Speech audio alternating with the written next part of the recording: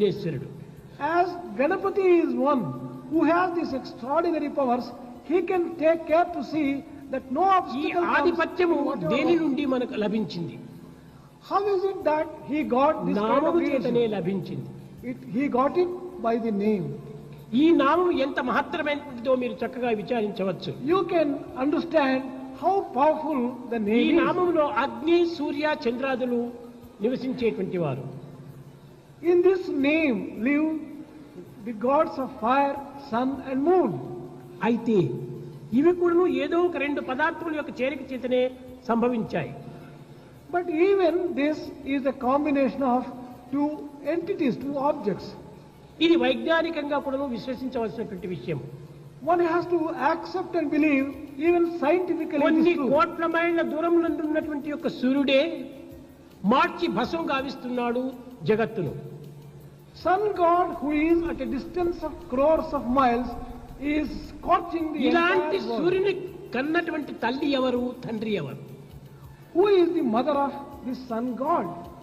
ఇంక వారు ఎంత శక్తి సామర్థ్యం కలిగినటువంటి వారుగా ఉండాలి, What extraordinary power they would have ఎంత had. తీక్షణమైన శక్తి కలిగినటువంటి వారుగా ఉండాలి, What extraordinary, ఎంత తేజోవంతులుగా ఉంటుండాలి. how resplendent should they have been. ఇంకా అగ్ని, You take అగ్ని Agni, ముట్టిన fire. తక్షణమే మనం భస్మం చేస్తుంది. Fire burns the moment you touch it. ఈ అగ్నిని కన్నటువంటి తల్లి ఎవరు, Who is the mother who has given birth to this ఆ fire? తండ్రి ఎవరు? Who is the father? ఇరువురు సంయోగం చేతనే కదా సంభవిస్తుండాలి.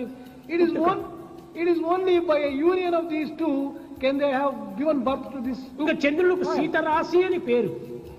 And they have one name given for moon is the very అతను embodiment of ఎన్నో coolness. లక్షల మైళ్ళ దూరం నందు ఉన్నప్పుడే మనకు చాలా చల్లగా హాయిగా ఉంటుంటాది.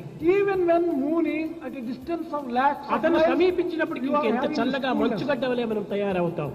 When we really approach moon, we would be freed into a ball of ఇతని ice. కన్న తల్లి ఇంకెంత మంచుగడ్డగా ఉంటుండాలి, The mother who has given birth, how cool ఇతని తండ్రి would he have ఇంకెంత been? చల్లటి వాడిగా ఉంటుండాలి. How cool would the father be? ఇవన్నీ కూడా మనం చక్కగా విచారణ చేస్తే When you examine and try to understand, తేజోవంతుడు, the resplendent one, the ప్రకాశవంతుడు, one who is shy, ప్రజ్ఞానవంతుడు, the one who is wisdom, చల్లని హృదయం కలవాడు the one who has got a cool heart, భగవంతుడే. it is only God. కాబట్టి ఈ మూడింటికి నీ తల్లి, తండ్రి భగవంతుడే.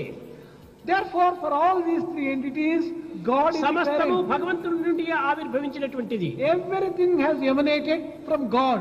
కానీ సామాన్యమైన మానవులు But ordinary human beings, ప్రాకృతమైనటువంటి యొక్క పదార్థం యొక్క విచారణ సలుపుతూ పోతున్నారే కానీ they are only trying to understand సమస్త పదార్థ